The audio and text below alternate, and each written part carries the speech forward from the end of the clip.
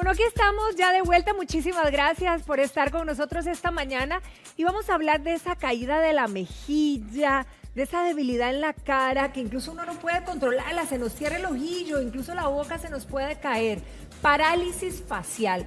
La otorrinolaringóloga Rebeca Campos está justamente con nosotros para tratar este tema. Doctora, muy buenos días. Bienvenida. Buenos días, gracias. Doctora, ¿qué ocurre con los nervios cuando suceden todos estos síntomas o manifestaciones, más bien, que podemos ver en nuestro rostro?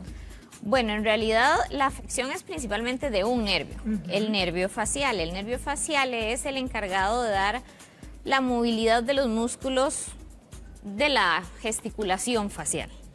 Entonces, cuando este nervio se inflama, usualmente lo que pasa es que el paso nervioso, la conducción nerviosa, este es el nervio, esta es la salida del nervio y esta es la salida hacia la cara. Entonces da ramas nerviosas hacia los ojos, hacia los músculos a nivel de la mejilla, hacia lo que es alrededor de la boca, que se llama orbicular de labios, y a lo que es a nivel de mandíbula. Por eso afecta todo. Por eso afecta todo.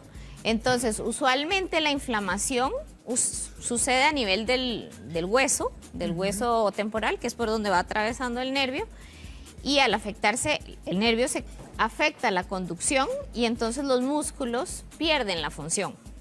¿Qué puede detonar esa parálisis facial? Bueno, en realidad se habla que un 40% nunca se sabe. Nunca se sabe qué fue lo que provocó eso. Exactamente. Sin embargo, se ha asociado la mayoría de las veces con causas virales. Causas virales. Como que cualquier virus, en realidad. Cualquier virus que muchas veces ni siquiera lo logramos determinar cuál es.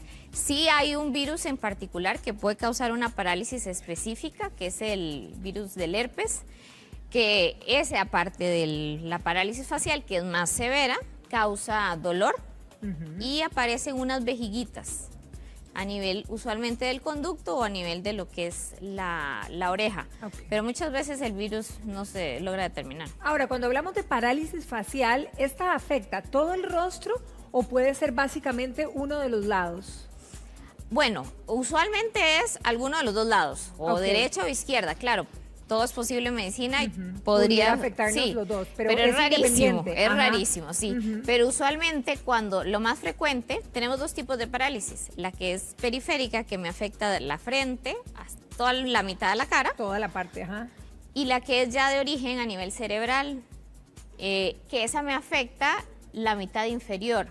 O sea, afecta de la nariz para abajo. Digamos como a nivel de los ojos para abajo. No me afecta lo que es la frente. Ese es un derrame, por ejemplo, puede causar una parálisis. Pero de origen central. Ok, que sería diferente a la otra. A la otra. Por eso es muy importante hacer bien el diagnóstico. Sí, claro. Ahora, los mitos sobre la parálisis facial, ¿verdad? Y esto usted nos lo va a realmente desgranar.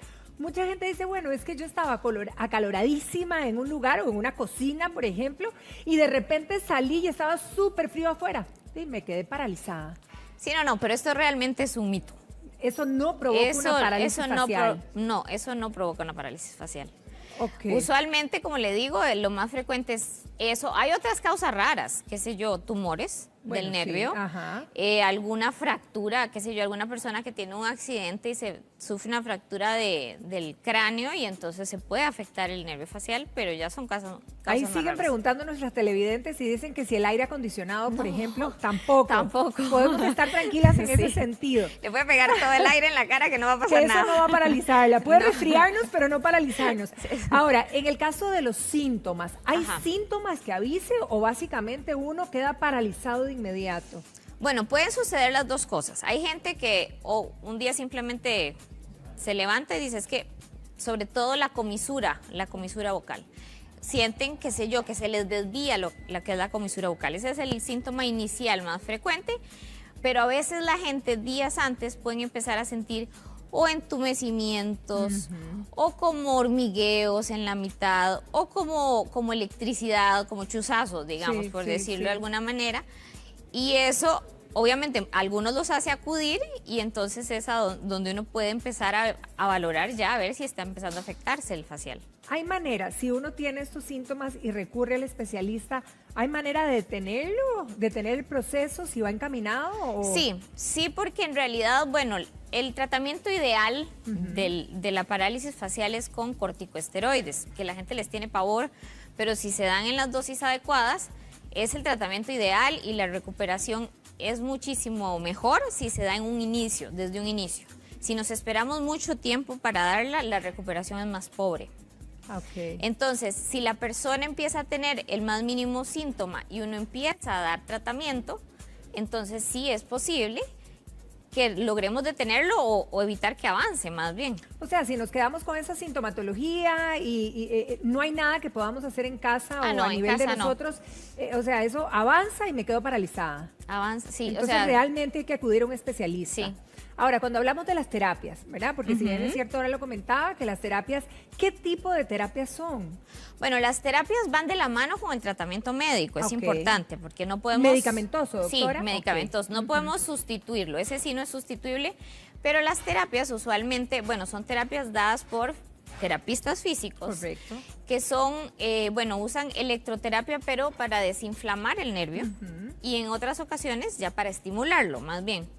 También se les mandan a hacer ejercicios a las personas, qué sé yo, se les dice que ellos con la misma mano se suban los músculos, que se hagan como ese tipo de movimientos y también que se forcen a hacer digamos, el movimiento natural del músculo. rostro, por ejemplo, que traten de arrugar la frente, que frunzan el ceño, que cierren los ojos fuerte, porque al revés de lo que la gente piensa, no es que el ojo se queda como gachito, más bien la persona no lo puede cerrar, asociado a cuando hay una parálisis, entonces hay que forzarlo. Y aquí también se ve como la boquita chueca, ¿verdad? Ahí se ve, pero realmente se está desviando hacia el lado sano. O sea, se le está yendo, la parálisis está La parálisis, de este lado. exactamente. Por eso se le ve el ojo tan abierto. Exactamente. Yo hubiera pensado sí, exacto, es lo contrario, sí. Sí, de hecho hay que cuidar mucho el ojo porque hay que darles lubricantes para los ojos. Se seca tremendamente. Y se pueden hacer úlceras corneales. Si la persona, digamos, qué sé yo, tiene una parálisis que no puede cerrar el ojo y de noche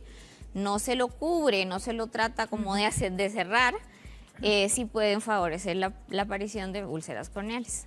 Aquí, ¿qué es lo que vemos? ¿La parálisis provocó esta situación en el ojito? Pues en realidad en realidad no es como que el ojo se le va, simplemente que la persona no lo puede cerrar. Ah, ok, del todo. Sí, puede ser que ella esté durmiendo, pero entonces... Puede ser que ella esté durmiendo y por eso es que se le ve. Volcado, sí, claro, porque pareciera que hubiera perdido el ojito. Que en realidad a ella, si lo ven, ya probablemente es una parálisis muy antigua y le pusieron una pesa. Ay, eso veía y yo decía, ¿qué es eso? Sí. Es una pesa. Eso es para las personas que ya no logran recuperar y hay que hacerles, pues, ya usualmente cirujanos plásticos o alguna otra especialidad que les colocan pesas para hacer cierres del ojo forzado, ¿verdad? Claro. Ahora, Rebeca, en el caso, por ejemplo, de una parálisis y que empieza una terapia, ¿aproximadamente cuánto podría hacer una terapia, verdad, para ya tener una respuesta positiva? ¿Y en qué momento deciden o hay posibilidad de algún tipo de cirugía? A ver, la cirugía en realidad usualmente casi no se realiza. Primero porque si uno instaura la terapia con medicamentos rápido y con terapia rápido, la respuesta es muy buena. La cirugía normalmente es una cirugía que hay que meterse al hueso temporal. Es súper peligroso. Exacto, es una cirugía que puede conllevar otros riesgos. Entonces sí existe la descompresión del nervio, pero usualmente ya no se usa tanto, o sea, se deja como para otro tipo de casos. Perfecto. Doctora, muchísimas gracias. Un placer. El placer es nuestro, así que a correr en cualquier cosa que nos veamos diferente, a correr al experto. Así es. Muchísimas gracias. Ítalo.